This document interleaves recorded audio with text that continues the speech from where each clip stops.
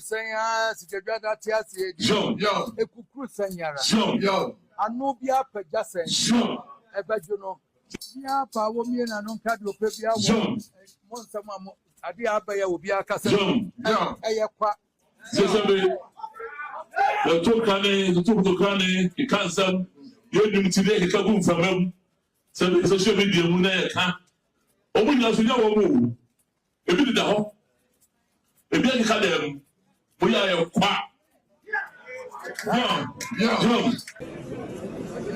Jom. So the people in the Kakopana in the house.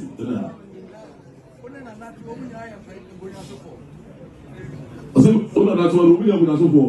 How many are you going to do for? How many are you going to do for? I'm a say on your Nkoransaman, Nana Popuso, and so, which is on your Nkoransaman. Men and I just say Nkoransaman. I'm one jar before. They say, Vigina, Kwakusroriki, say only Nkoransaman.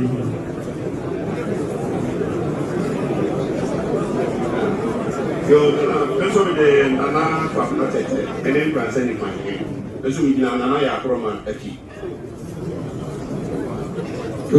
Chame, the family Nana a do. Duina Kropa Mutosumi, many Nkoransaman Biko, Ija Prince Kwakuso Echi. Your friend, I do a Jane Brenton. I'm a person and son. The Massine, Misso Midina, Nana, Soro Echi.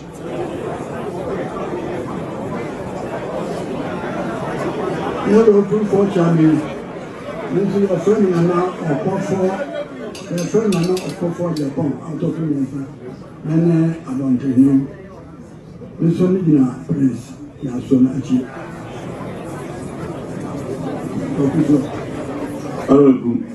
the Barman and Sano. Yes, I mean, a more a papa, and I don't know, so a papa.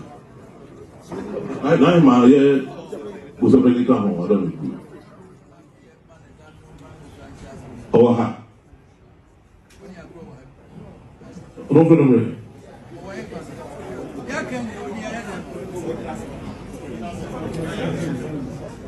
So, no person. Because I want to have a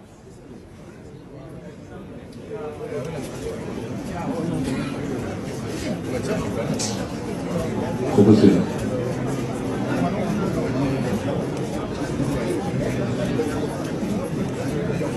eu vou muito usar os assim tudo olha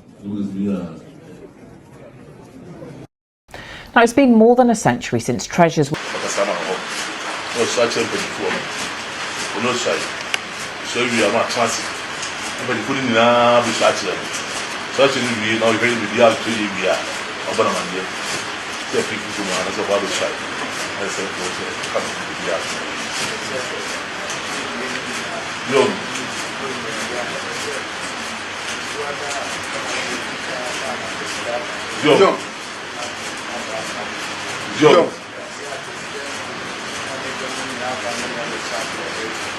Joe. You was say, we didn't hear you in Abanaman. We got a bar, son of a cigar. But transit, my novel is a little such a search in the whole one home. Now, consider or was my dominant in Abba. Now you need your consider Kaya, be a free time. Who was serious that you deal with your mind for sure. That's it. Number ya, what was that? Suffer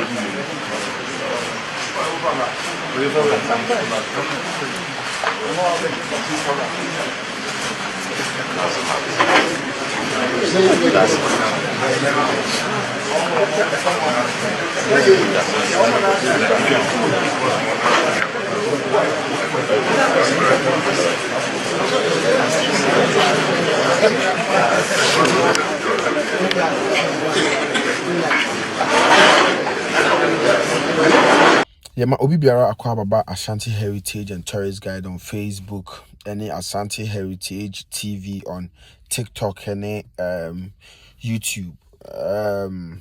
Yabefa akonya we so na yabo awura menhye fikesiem na yeshira de oti krowi ne krare ene bra ngoma so na se to abio one na Asantehene na akradu iyadom ye de insurance nko e de mawo mo ewo dia sebi ebru sebi nyado madi Asantehene ama omahenie enu omo ahimadi no ai krabehwe na apagya Ghana ahini nyina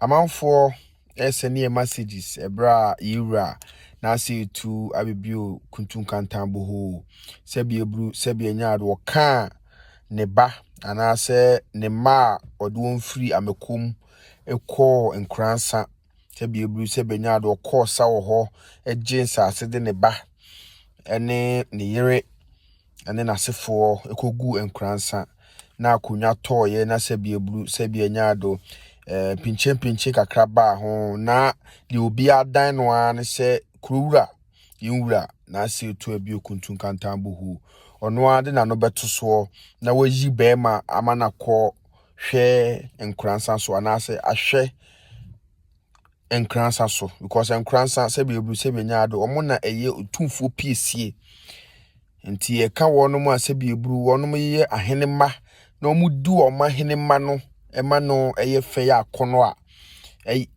Nkoransa edi mu akotene Asantehene piesie no nti sebi ebru sebi nyado Yewura etoye no na obia obia nimsem se ye twen Yewura nti Asante Heritage and Tourist Guide ni Asante Heritage TV they make your stance clear se Nkoransa Yewura dia nti Yewura ne ba opese onkohwe Nkoransa so eno ene ye nyina ye taachira ye hwe se Yewura ede ne ba beko na wakohwe Nkoransa so ana obeyi ne ba a obeye Nkoransaman hene na ye de ye kan so bia ntimi enhyabunu east ho na onye ohintadua chire na onye so de twobo ebesi hene abra Yewura se wamfa amane ne amamre kwa so wa ntimi ni hene tiede ne ye twen se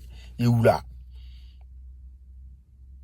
kuntunkantambo ho bondia na mabomi mu ase na mama mi muso ono a ena Yewura edina no atoso sisi yenya bema na kwame bafupim Yewura sisi wesai akire Nkoransaman Yewura amadate a ye twen sese bi ebru se benyado obaba besi bibi akire ne papa na Yewura esa ne dia kwaside Yewura kwaside a edikan no oso one ne ba ene edie nti na yenyina ya ta akire edi ama no ayefe ye pasumdwe won Nkoransa nti Asante Heritage and Tourist Guide de ne ye nyina nse asumdwe beba na Yewura numu asem no atim na agina brane nti se Yewura nya kasa fa Nkoransa ho a se ne menua no mo se Asante Heritage and Tourist Guide de ne digina mu Nkoransa asem ekoba nyina eyanim sem se in page so ene aka ho asem na Yewura ema be makoye ofre nkonyasofuo nyina no omo abodin se bema wei na yebetim ne na asom ewo Nkoransa na Yewura se de nkonyasofuo no aka no eno a na ntim ho no na ewo se ye ba na yebema yahwefo ehu se sei na esi wo Nkoransa ye kan se Nkoransa Yewura ene Asantehene ni obeka ena efana nti madam amo send ba nyina no se yemfa ye meka bie no na de ye kai kosia no because free mfitiase nyina ene esi Yewura na ne dia bebe bia ni ho a o se Nkoransa ene dia eka Yewura nti wakasa a kete chiri bibia e kama Yewura nya akasa no hwa na ewo bibia Yewura wo ehwa na Asante Heritage and Tourist Guide ewo ye be hwe me nua pa prince yes melusu number ne kakra wada ma frɛ me ni nkomo Yewura nya aba no ye be hwe na ya hwe kwan a befa so Nkoransaman befa ne ntoma pa fira fi se die Yewura eye no na ne beba o se ne ba behwe de Yewura eye ni munyam sha wo hye pagya Asantehene emebi ka Ghana amanse wono mo a enka Asante ho kra no enam Yewura ni munyam a ode aba ahene mu nti no ebi aka wono o mehwe so na sebi ebuse benyado onfa nkyekere na asumdua Yewura epe no so onhwe afane afa wantwi wom na o mesiesie ne nefe eda mu nyina ase eda Yewura ase eda mu ase